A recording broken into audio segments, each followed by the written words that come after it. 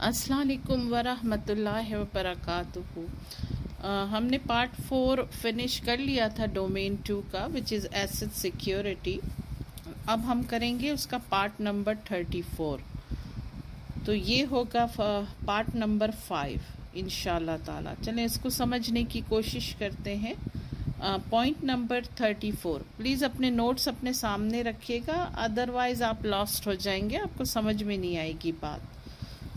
तो उसका point number 34 ये है कि कॉमन डेटा डिस्ट्रक्शन मेथड ना, और मैंने इसके आगे लिख दिया है कि इम्पॉर्टेंट फॉर एग्ज़ाम, क्योंकि मैंने इसके बारे में प्रैक्टिस टेस्ट के अंदर क्वेश्चंस देखे हैं। तो इसका पहला पॉइंट है इरेजिंग, ठीक है। Erasing is simply performing a delete operation against a file, a selection of file और द एंटायर मीडिया ना। इरेज कर देना किसी चीज़ को। The actual data remains on the drive as new files are written to the media. The system eventually overwrites the erased data, but depending on the size of the drive, how much free space it has ना, overwrite करता रहता है नए data को।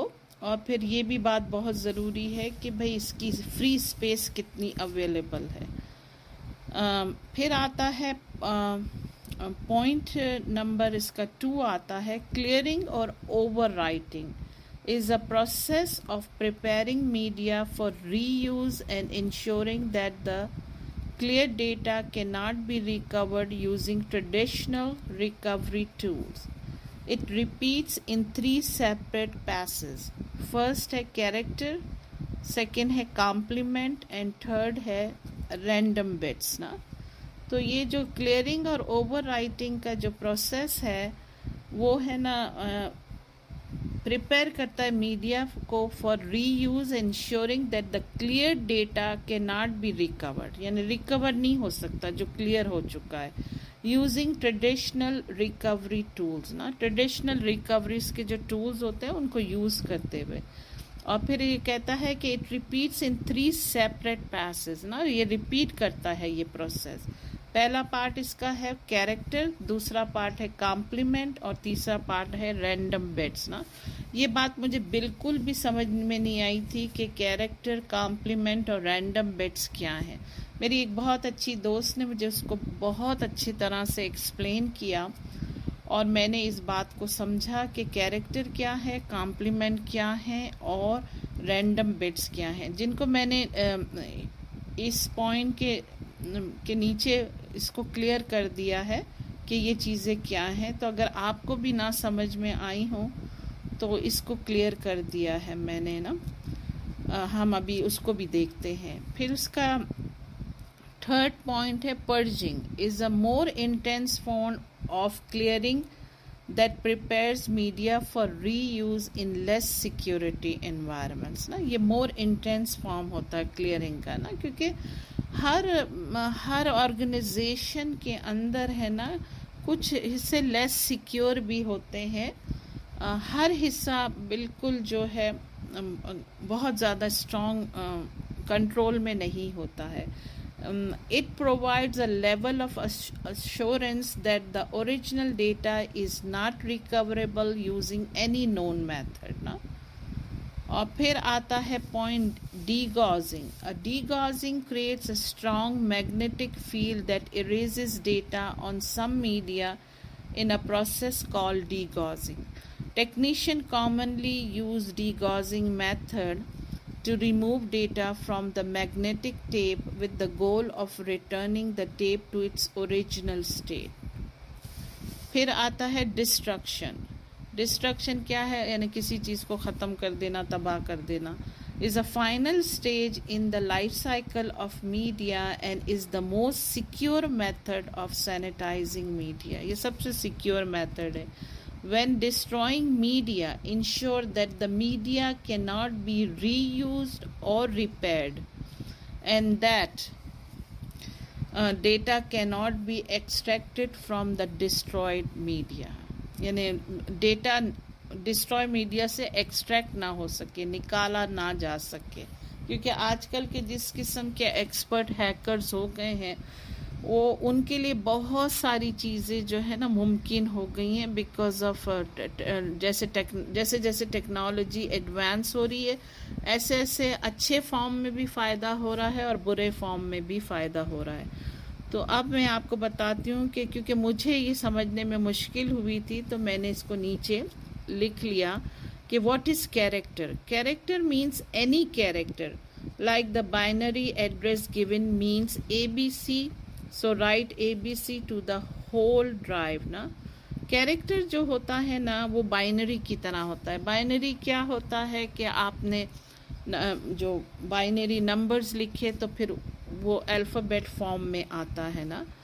फिर आता है what is complement. Complement means any symbol. Example is, मैंने एग्जाम्पल भी इसका दिया है इसमें ना कि कॉम्प्लीमेंट सिंबल को, कोई भी सिंबल।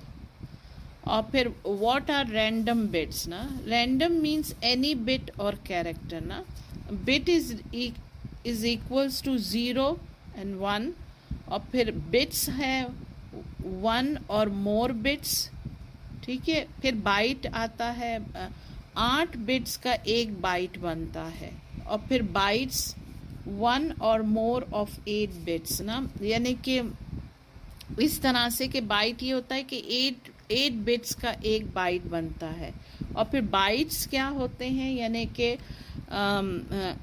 एक या एक से ज़्यादा जो बिट्स होते हैं, जो बाइट्स होते हैं, उनका बाइट्स बनता है। यानी कि अगर 2 बाइट्स है तो इसका मतलब है कि 8 और 8 16, ठीक है ना। तो 16 बाइट्स बनते हैं। Classification involve any process that पर्जेस।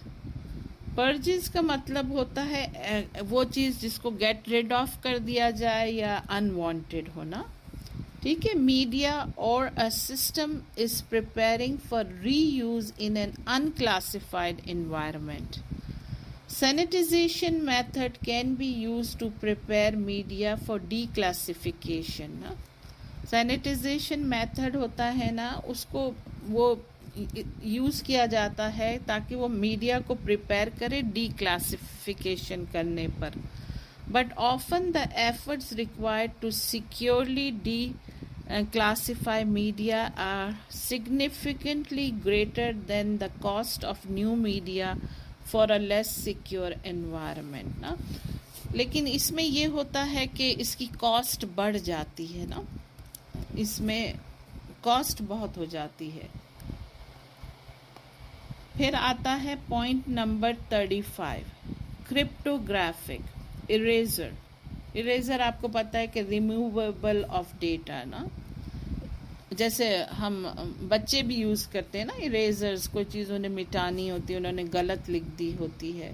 If data is encrypted on a device, it's possible to use cryptographic erasure ना। अगर डेटा है ना इनक्रप्टेड फॉर्म में है ना डिवाइस के अंदर, तो ये पॉसिबल है कि क्रिप्टोग्राफिक इरेजर होता है। और crypto shredding to destroy the data ना। या तो इरेजर यूज़ करो या श्रेडिंग, क्रिप्टो श्रेडिंग को यूज़ करो ताकि डेटा डिस्ट्रॉय हो जाए ना। However these terms are misleading, they don't erase or shred the data.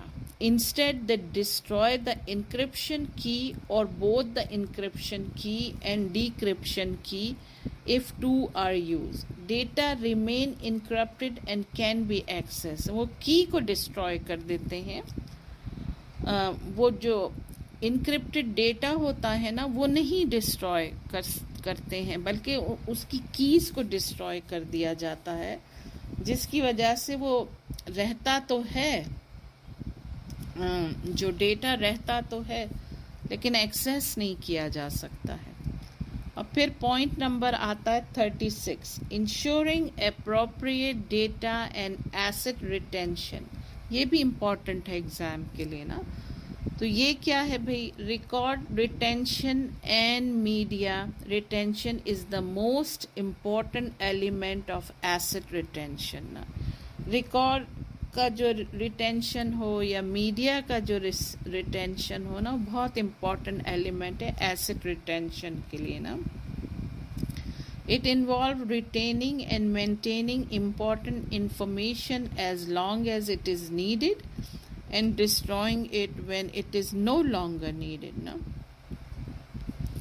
यानी ये इसको मेंटेन किया जाता है, रिटेन किया जाता है जब तक कि उस इंफॉर्मेशन की अहमियत है या उसकी ज़रूरत है.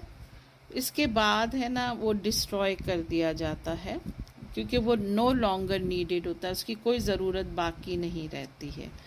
अब ये टर्म्स हैं जिसका मैंने है ना प्रैक्टिस क्वेश्चंस में देखें इसके ऊपर सवाल. एंड ऑफ लाइफ ना, EOL, ये बहुत सिंपल टर्मिनोलॉजी है. Most vendors refer to EOL as the time when they stop offering a product for sale but they still support the product ना. कितनी कंपनीज ऐसी होती हैं, चूँकि अब टेक्नोलॉजी इतनी तेज़ी से एडवांस हो रही है कि चीज़ें कुछ ही अरसे में अपडेटेड होना शुरू हो जाती हैं या नई बनना शुरू हो जाती हैं. तो उसका ये होता है कि एंड ऑफ लाइफ, यानी प्रोडक्ट वेंडर ने वो प्रोडक्ट बनाना बंद कर दी है, लेकिन वेंडर जो है जिन ने वो प्रोडक्ट ख़रीदी है उनको वेंडर ये कहता है कि भाई है ना हम आपको सपोर्ट करेंगे इसके ऊपर, यानी हम हमारा सपोर्ट नहीं ख़त्म करेंगे कि कोई भी इश्यू आया, कोई प्रॉब्लम आया तो हम कीप ऑन सपोर्ट करेंगे, पर हम नो लॉन्गर ये प्रोडक्ट बना रहे हैं. फिर आता है एंड ऑफ सपोर्ट, EOS, ठीक है, refer to the time when this supports end. फिर एक टाइम आता है नेचुरली वेंडर भी दे देते हैं टाइम कि भाई इस डेट और इस वक्त तक हम आपको इस प्रोडक्ट के ऊपर सपोर्ट करेंगे, इसके बाद नहीं करेंगे. फिर आता है end of service life, EOSL ना, can apply to either software or hardware indicating the ending of service or updates ना. तो एंड ऑफ सर्विस भी हो गई, यानी अब उस प्रोडक्ट की लाइफ की एंड ऑफ सर्विस भी हो गई. सॉफ्टवेयर पे भी हार्डवेयर पे भी हो सकती है, और है ना indicating the ending of service or updates. अब उसके ऊपर कोई अपडेट्स भी नहीं आएंगे और किसी किस्म की सर्विस नहीं मिलेगी. तो इसको ज़रा अच्छी तरह से ध्यान दीजिएगा, ठीक है ना. फिर आता है point number 37, digital rights management, DRM.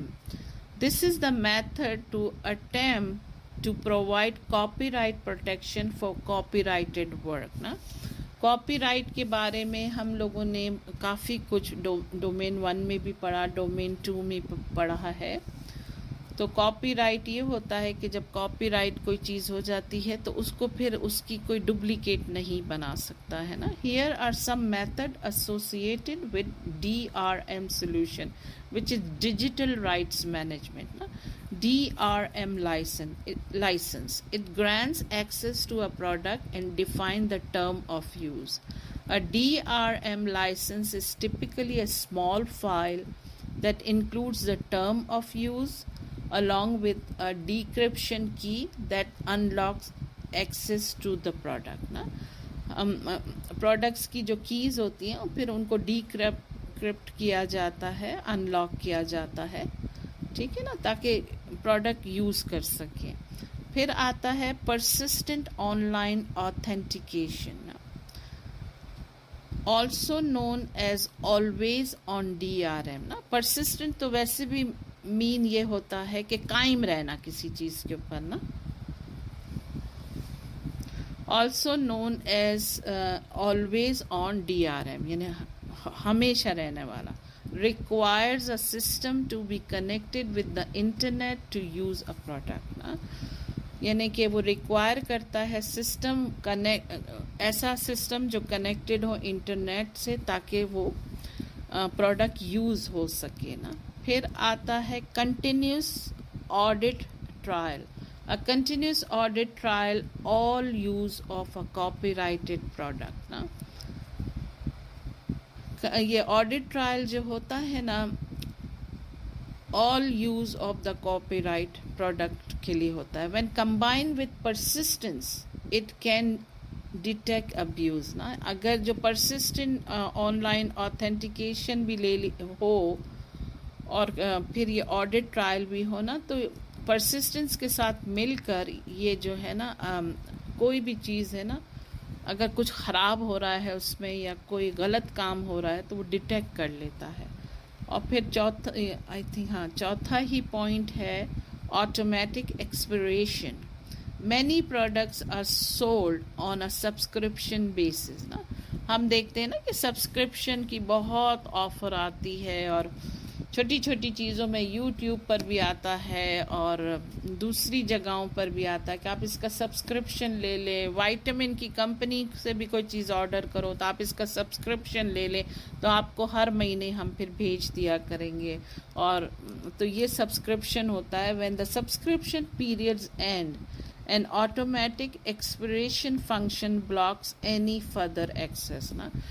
अगर जैसे आपका सब्सक्रिप्शन एक्सपायर हो गया और आपने जैसे कितनी वेबसाइट हैं उसके भी आप सब्सक्रिप्शन लेते हैं, अगर वो पीरियड एंड हो गया तो फिर वो ब्लॉक कर देते हैं आपको ना, और आप उसमें कोई फर्दर एक्सेस उसको इस्तेमाल नहीं कर सकते ना.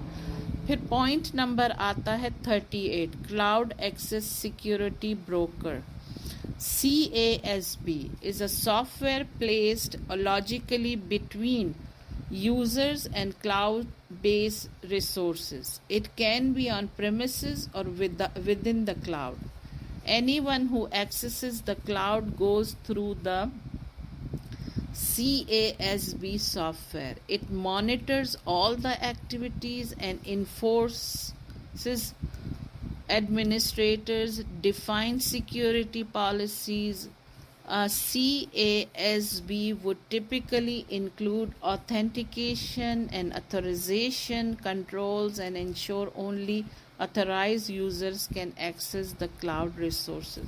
It's very simple. जो cloud access security broker है वो सिर्फ उसी सूरत में है कि क्योंकि है ना ये जो CASB है ना ऑथेंटिक भी होता है और इसकी अथॉरिटी कंट्रोल्स भी होते हैं, और कोई भी ऐसा शख्स जो अनऑथराइज्ड होता है ना इसकी रिसोर्सेस को एक्सेस नहीं कर सकता है.